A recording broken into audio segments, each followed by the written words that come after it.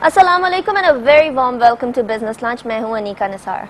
नाजरीन, monetary policy announce हो चुकी है अगले 2 महीनों के लिए।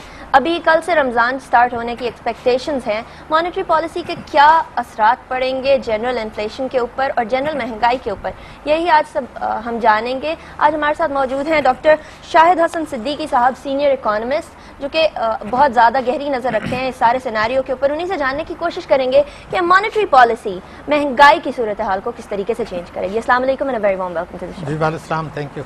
शाह साहब, ये बताइए कि ये जो 50 बेसिस पॉइंट्स रिड्यूस किया है इन लोगों ने पॉलिसी रेट के अंदर, इससे क्या डिफरेंस पड़ेगा? कोई मैसिव डिफरेंस पड़ेगा या थोड़ा डिफरेंस पड़ेगा? पॉजिटिव डिफरेंस पड़ेगा या नेगेटिव डिफरेंस पड़ेगा?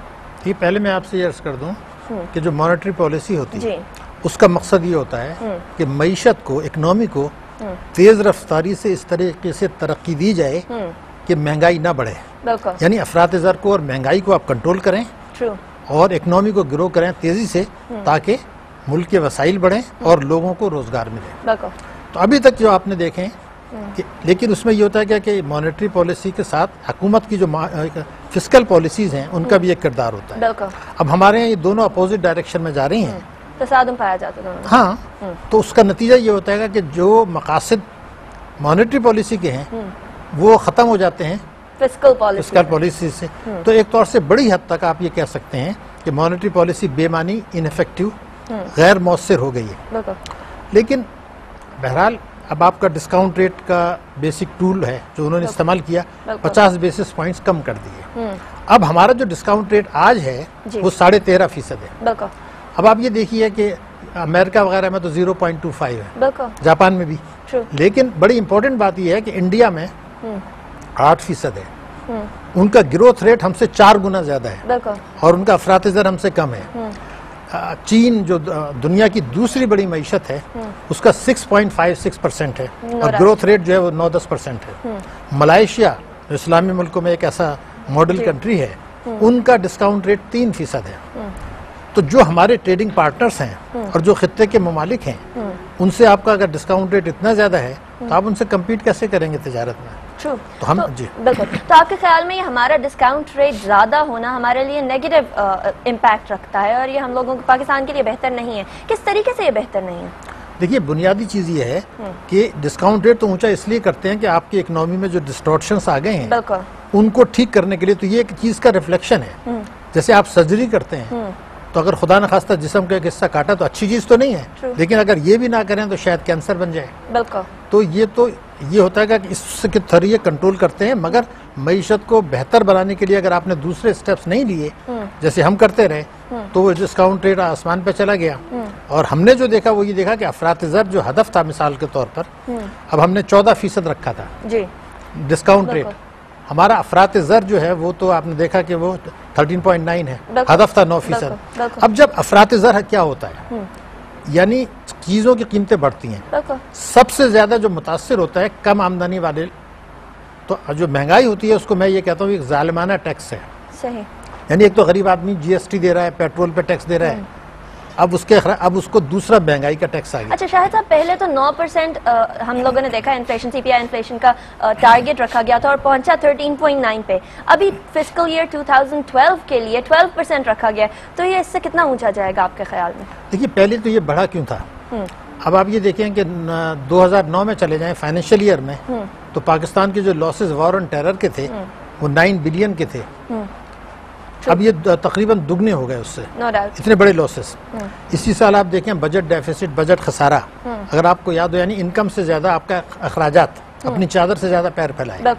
वो था, ओरिजिनल टारगेट था 685 बिलियन का, अब वो 1127 अरब, ऑलमोस्ट दुगना हो गया। क्योंकि हमारी टैक्स की आमदनी इस वक्त जो है वन ऑफ द लोएस्ट हो गई पाकिस्तान की हिस्ट्री में, 8.6%। अब देखें, गौर करने की बात है कि हमारे आवाम पे टैक्सों का बोझ है, लेकिन हमारा टैक्स और GDP का जो तनासुब है 8.6 और भारत में जो है इस वक्त 16% है। यानी वो हमसे दुगना टैक्स वसूल कर रहे हैं।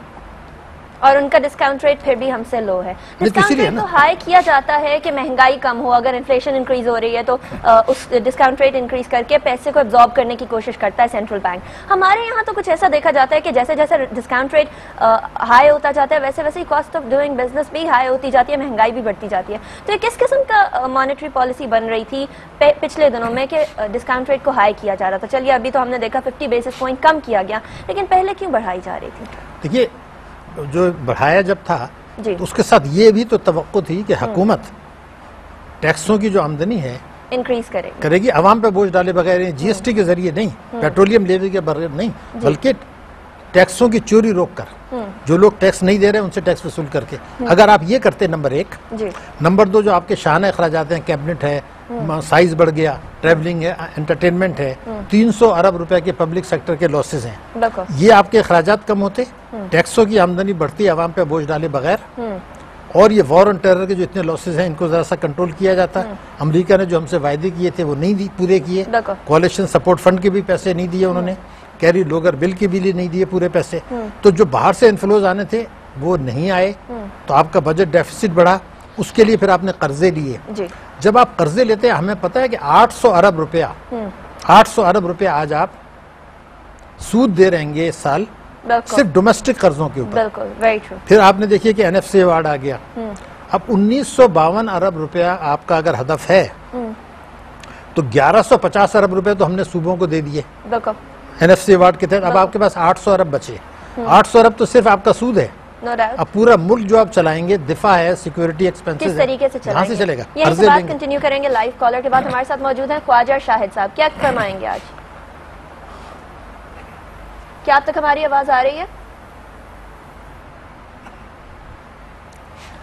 کال ڈراپ ہو گئی. ہم واپس چلتے ہیں شاہد صاحب کی طرف. یہاں آپ نے بات کی امریکہ کی, آپ نے بات کی کیری لوگر بل کی, یہاں آپ نے بات کی کولیشن سپورٹ فنڈ کی.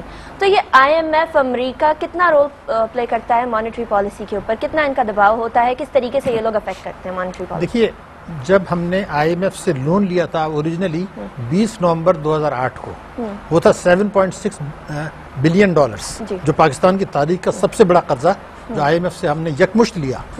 اس میں ایک لیٹر آف انٹینٹ سائن کیا تھا, یعنی آپ یہ کمٹ کر رہے ہیں کہ ہم یہ چیزیں کریں گے, ہمارا کمٹمنٹ ہے, یا ان کی کنڈیشن سے آپ اس طرح کہہ لیں. اس میں یہ لکھا گیا تھا کہ ہم بجلی کے نرخ بڑھائیں گے, سبسڈیز ودرا کر لیں گے, روپے کی قدر کو. شاہد صاحب قطع کلامی کے لیے معذرت چاہتی ہوں. لائیو کالر ہمارے ساتھ خواجہ شاہد صاحب, کیا فرمائیں گے آج؟ السلام علیکم. وعلیکم السلام. میرا نام خواجہ شاہد ہے, میں کراچی سے بول رہا ہوں. یہ اپنا شاہد صدیقی صاحب ہمارے پاکستان کے ماشاءاللہ ماہر اپنا ہیں, مگر میں عرض کروں گا یہ ہمارے IMF اور ورلڈ بینک سے ہمیں بالکل لون نہیں چاہیے.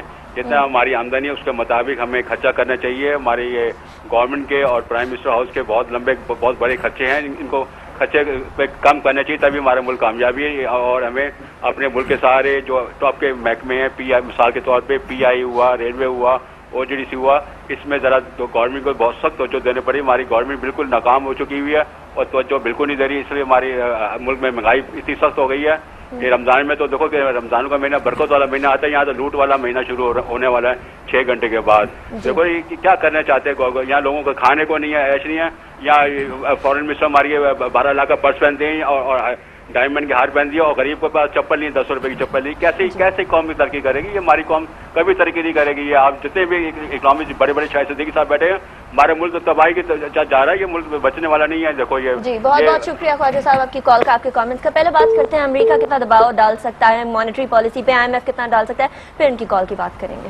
دیکھیے IMF کے جب آپ نے کمٹ کر لیا جی لیٹر آف انٹینٹ میں, تو اس کے مطابق ان سے کنسلٹیشن بھی آپ کی ہوتی ہے, تو اس پر بھی وہ بات کرتے ہیں, اور وہ یہ کہتے ہیں کہ اگر آپ نے یہ چیز ہماری بات نہیں مانی تو ہم آپ کے ساتھ روک لیں گے, جیسے کہ مئی سے انہوں نے روک لی.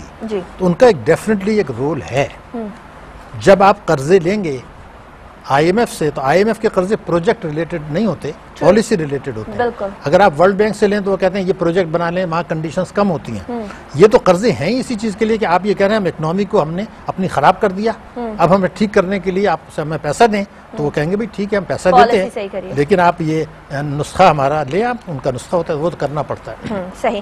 شاہد صاحب یہیں ہم کال لیں گے. جمال صاحب لاہور سے ہمارے ساتھ ہے, کیا فرمائیں گے؟